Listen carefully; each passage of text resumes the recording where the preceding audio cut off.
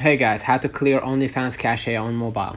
So first of all, for iOS, if you're using iOS, open the settings on your iPhone, go to the general, and then go back to your screen, and then go ahead to the settings, general, and then basically not software update, the iPhone storage, and then basically find that and tab the OnlyFans app, and then just upload the app to clear the cache, then reinstall it if necessary. After clearing the cache, reopen OnlyFans for smoother performance. Let me know in the comments if this video helped you. Don't forget to like and subscribe. Thank you for watching.